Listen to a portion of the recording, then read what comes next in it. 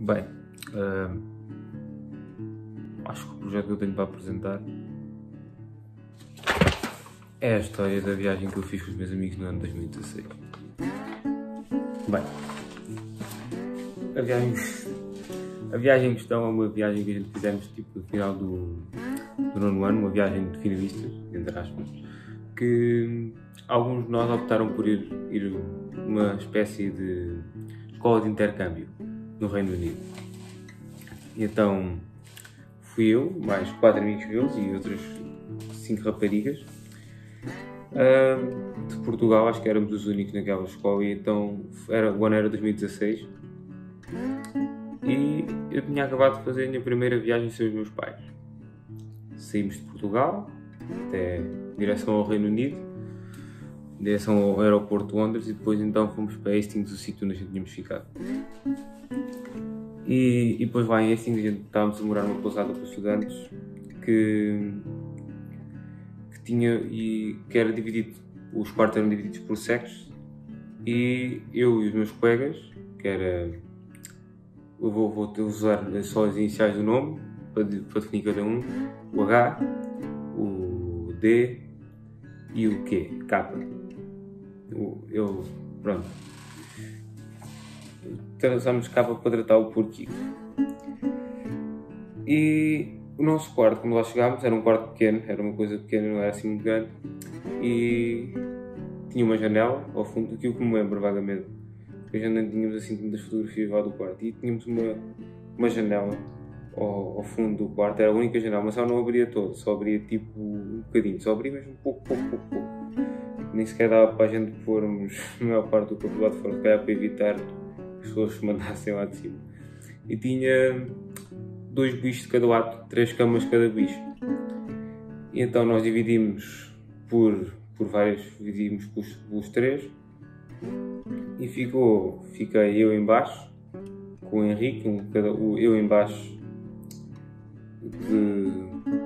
no lado esquerdo, ficou o F, o K do lado direito, lá em baixo, e depois ficou o H e o D em cima, porque não estávamos sonhando só 4, era um quarto para 6 pessoas e não estávamos a aproveitar tudo. A cena engraçada é que, por causa da diferença de horários e como, pronto, estávamos sozinhos, aquilo que a gente fazíamos a maior parte das noites era estarmos a jogar as cartas. E punhamos a jogar as cartas sempre até à meia-noite, e sempre assim, era engraçado. E a maior parte das vezes a gente começávamos a jogar às cartas, especialmente porque, bem, havia um colega nosso, que era o D, que ele simplesmente ressonava muito.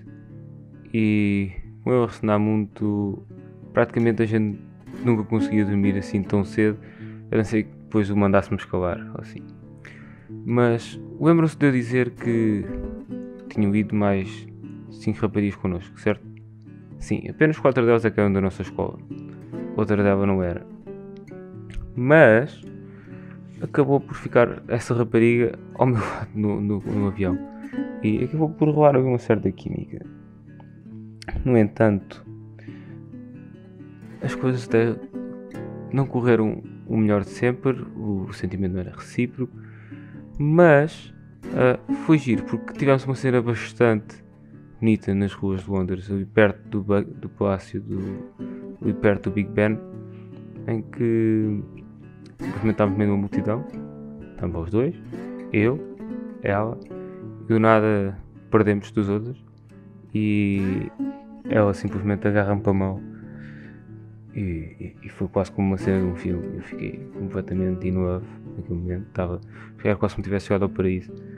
Só que aposto na cabeça dela aquilo que vai era que simplesmente ela não podia abandonar um pobre coitado no meio das ruas de Londres sozinho, como eu, que não sabia patavina do que é que havia de fazer sozinho. Então, acho que foi mais uma questão de ok, deixa-me salvar este gajo para ver se eu não fica para aí perdido, do que propriamente ser uma reciprocidade de sentimentos. É triste, mas é verdade.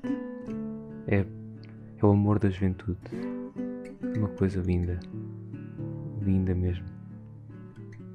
O amor é cego.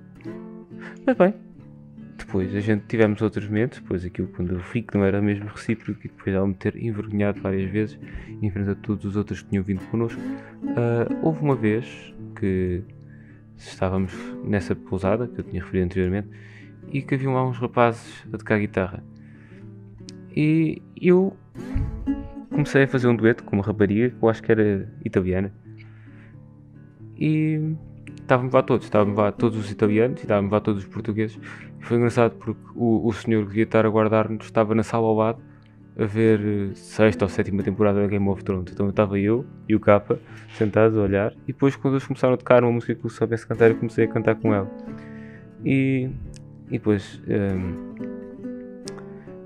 a rapariga cantou comigo, a italiana, elogiou-me bastante, disse que eu cantava bastante bem e eu fiquei como se fosse like a boss. Eu estava mais convencido, estava convencidíssimo. Eu fui para o quarto a gabar-me aos outros três que pronto, né? Eu já era um furor na Itália, só que ainda não tinha sido descoberto. Então foi engraçado, até porque depois a rapariga, aquela que tivemos aquela oficina em Londres, ficou com um bocadinho de ciúmes e foi giro de ver a pessoa que não queria nada comigo ter ficado com ciúmes por causa de já não querer saber dela para nada, porque pronto, tinha seguido em frente. E foi engraçado essa parte, eu senti-me mesmo bem nessa noite. Foi um ponto de virada. Mas foi mais ou menos assim que aconteceu a minha viagem a Londres. Sempre foi a minha primeira viagem sem controle parental. Entre aspas, ali perto. Foi bastante divertido. Tive bastante boas experiências e más. Aquela situação de não poder ter sido abandonado nas ruas de Londres sozinho. Mas foi bastante giro. Foi bastante divertido tudo aquilo que eu e os meus colegas vivemos. Visitar Londres. Tudo. Foi bastante engraçado. E eu acho que fazia à vontade essa viagem toda outra vez. Infelizmente, a trazer vários problemas no presente, mas eu acho que foi uma das 3 melhores semanas da minha vida, possivelmente. Até agora. Por acaso gostava de combinar com eles e fazermos outra vez uma viagem dessa. Seria bastante engraçado. Acho que é isso. Acho que é tudo. Esta é a história da minha viagem a Londres. Acho que está. Até a próxima.